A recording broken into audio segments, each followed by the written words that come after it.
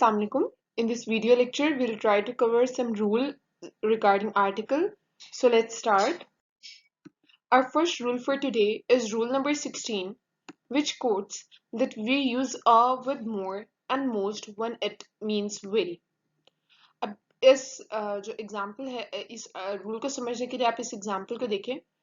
इस रूल में बेसिकली वो ये कह रहे हैं कि अगर आपके पास दो वर्ड्स आते हैं सेंटेंस में मोर और मोस्ट अगर आप उनके साथ आर्टिकल इनडेफिनेट आर्टिकल आ लगा रहे हैं तो इसका मतलब है कि आप रेफर कर रहे हैं क्वांटिटी की तरफ कि it's very much in quantity ठीक है जैसे फॉर एग्जांपल अगर आप पहली लाइन पढ़े you must develop most sincere interest in studies अब इसमें अगर आप मोस्ट सिंसियर बोलते हैं तो ये गलत हो जाएगा ठीक है यहाँ पर फेलेसी है जिसको आपने आइडेंटिफाई करना है और उसको करेक्ट करना है यहाँ पर मोस्ट के साथ जब तक आप जो है ना वो फिट इन नहीं करेंगे उसको नहीं लगाएंगे एज ए इंडेफिनेट आर्टिकल तो ये गलत होगा अब यहाँ पर देखिए you must develop a most sincere interest in studies that is the true answer अब इसमें ये देखो कि तो जो आ मोस्ट है वो बेसिकली रिप्रेजेंट कर रहे हैं वेरी मच ठीक है a most is basically representing very sincere interest यानी है कि अगर आप आ मोस्ट की जगह वेरी भी पुट इन कर दे सेंटेंस में तो सेंटेंस सेम मीनिंग देगा okay so let's move to our next slide अब एक और एग्जाम्पल है यहाँ पर ताकि आप इस चीज को जरा बेहतर तरीके से समझ लें ये बुक आपकी बुक से उठाई गई है कि that Mr Somervell the most delightful man taught us English अब इसमें ये जो है वो इनकरेक्ट है क्यों क्योंकि यहाँ पर आप जो है ना वो आमोस्ट या दामोस्ट जो भी यूज करना चाह रहे थे उसको आप वेरी के सेंस में यूज करना चाह रहे थे ठीक है तो इस वजह से यहाँ पर जो आर्टिकल दा है वो गलत होगा इसकी जगह आपको आर्टिकल आई यूज करना पड़ेगा Mr Somervell a most delightful man taught us English तो that is basically the correct representation of this rule. Our next rule for today is rule number 17. अब रूल नंबर 17 में क्या बताया जा रहा है रूल नंबर 17 में आप दो चीजें पढ़ेंगे एक तो ये कि आप वन को एंड अदर के साथ किस तरह यूज कर सकते हैं सेंटेंस में या फिर वन को अदर्स के साथ किस तरह यूज कर सकते हैं सेंटेंस में ठीक है उसके लिए आप ये एग्जांपल देखें कि that one day he wanted his lunch early and other day he wanted it let ठीक है तो अगर आप वन डे फर्स्ट क्लॉज में यूज करें तो अगले क्लॉज में आप एन अदर डे भी यूज कर सकते हैं ठीक है लेकिन अगर आप इसको थोड़ा सा अल्टर करते हैं ठीक है और कुछ इस तरह से आप कर देते हैं कि that one day he wanted his lunch early other day he wanted it let ठीक है तो अब इसके अंदर जो अदर डे है और वन डे है उसको आपने इस तरह से यूज करना है if you are using them as adjective या प्रोनाउन क्योंकि यहाँ पर वन को आप जो है ना वो डे की एक्सप्लेनेशन के लिए यूज करें अब दूसरा रूल क्या कहता है दूसरा रूल ये कहता है कि that one can be used before a day week month year summer winter etcetera to denote a particular time when something is happened ठीक है अब इसके अंदर भी जो है ना ये चीज भी आपको थोड़ी बेहतर समझ लगेगी when you see the example so पहले मैं एग्जांपल कोट कर रही हूँ जो एग्जाम्पल है वो क्या है एग्जाम्पल ये है कि one night there was a terrible storm या फिर one winter the snow fell early अब इसमें ये जो नाइट और ये जो विंटर है इनसे पहले आपने वन जो यूज किया है ना that is basically the indicative कि आपको उसको टाइम से पहले यूज करना है लाइक डे से पहले या फिर मंथ से पहले या ईयर से पहले ठीक है तो ये यूज है वन का so you have to keep this thing in mind okay अब हम डिस्कस करेंगे डेफिनेट आर्टिकल ठीक है definite article the is used before a noun to indicate that the identity of the noun is known to the reader अब अगर आप किसी से कोई भी बात कर रहे हैं और आप किसी पर्टिकुलर चीज के बारे में बात कर रहे हैं जो जिसके बारे में बोलने वाले को भी पता है और सुनने वाले को भी पता है तो इस केस में आप उसके साथ क्या यूज करेंगे आप उसके साथ दा यूज करेंगे ठीक है जैसे फॉर एग्जांपल इफ आई से कि लाइक अगर मैं कहती हूँ कि that where I have are red rubber band it is the most beautiful rubber band I have ठीक है अब इसके अंदर मैंने पहले सेंटेंस में सबसे पहले रबर बैंड को इंट्रोड्यूस कराया फिर दूसरे सेंटेंस में मैंने उसके साथ जो डेफिनेट आर्टिकल दा यूज किया क्योंकि मैंने चूंकि अब जो भी मेरे लिसनर्स हैं उनको पता चल गया है कि मैं किस डेफिनेट नाउन की बात कर रही हूँ या मैं किस प्रॉपर नाउन की बात कर रही हूँ तो इस वजह से मैंने उसके साथ जो है ना वो डेफिनेट आर्टिकल यूज किया है ठीक है तो अब हम नेक्स्ट स्लाइड पे चलते हैं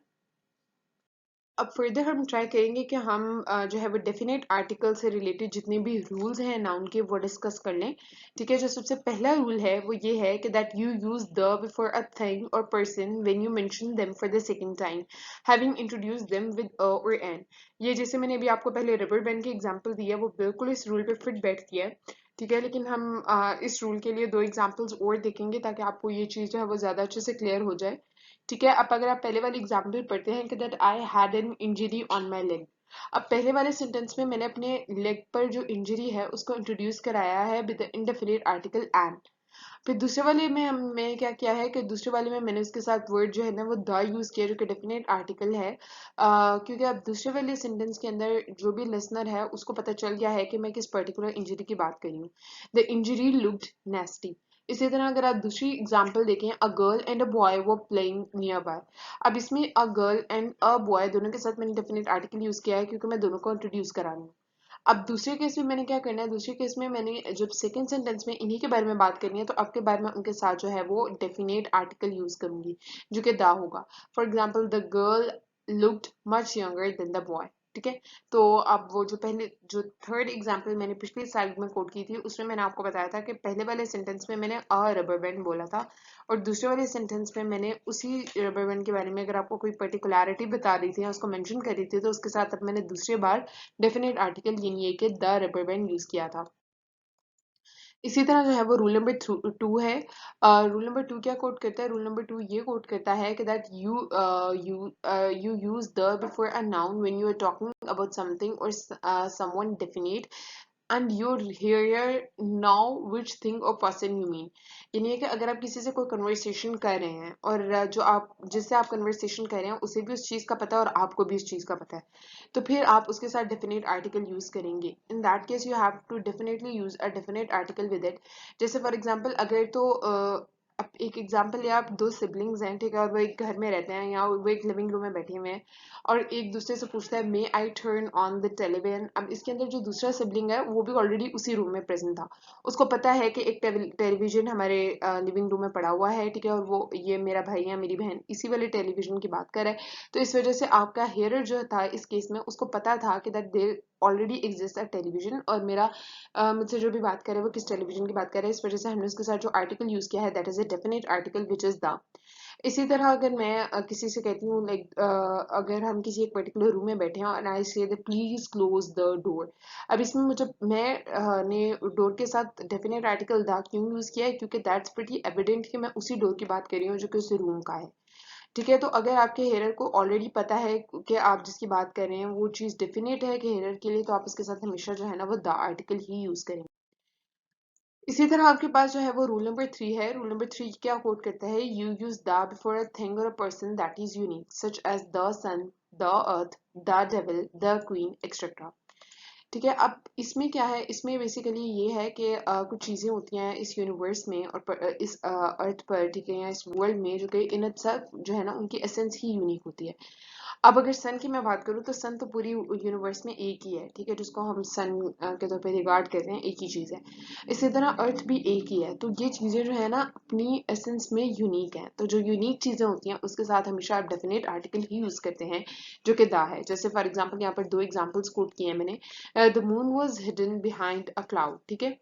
अब यहाँ पर जो मून है दैट इज यूनिक, क्यों, क्योंकि एक ही मून है फॉर होल अर्थ। ठीक है, जितने भी लोग हैं अर्थ पे कहीं पर भी हैं उनको उनके लिए सिर्फ एक ही मून एग्जिस्ट करता है जो कि स्काई में नजर आता है। इसी तरह I glanced up at the sky, sky यानी आसमान, आसमान भी सब लोगों के लिए एक ही है जो कि यूनिक है अपनी एसेंस में। तो इसके साथ जो हम आर्टिकल यूज करेंगे वो डेफिनेट आर्टिकल होगा दैट इज द। जो नेक्स्ट रूल आज हमने डिस्कस करना है that is basically that you use the with a plural noun when you are referring to definite things and people know which thing you mean. ठीक है, अब again वही वाली बात है कि अगर तो आपके हेयरर्स को पता है कि आप किस डेफिनेट चीज की बात कर रहे हैं, ठीक है,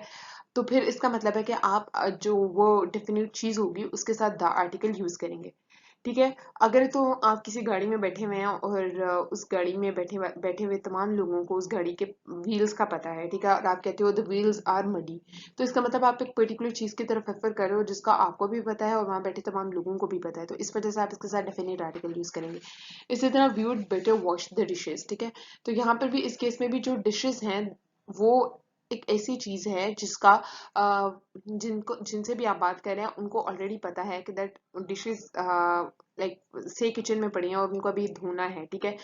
तो उस चीज का ऑलरेडी एक नोशन है, एक अंदाजा है आपके हेयरर्स को, तो इसके साथ आप एक इंडेफिनिट आर्टिकल यूज करेंगे। इसी तरह रूल नंबर 5 है कि that we use the with uncountable nouns when you are talking about a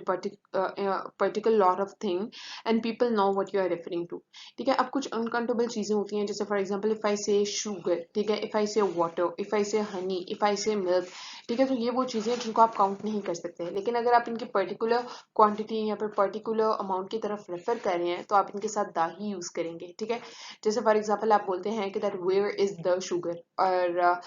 for example आप किचन में खड़े हैं, ठीक है, तो आपको वहां पर obviously you are talking about the sugar which